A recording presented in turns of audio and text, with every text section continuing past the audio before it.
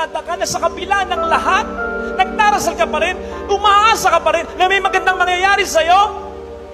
Ang totoo, hindi ikaw ang nakahawak, siya na ang nakahawak sa'yo kasi matagal ka nang nakabitaw. Ayaw ka lang niyang pakawalan sapagkat marami pa siyang plano sa iyong buhay. Do not stop hoping. Do not stop praying. Do not stop believing. Kahit na your world is crumbling. Ano ang sabi sa Ebanghelyo? Your redemption is coming. Lalong-lalo na yung marami ng pinagdaraanan sa buhay niya ngayon.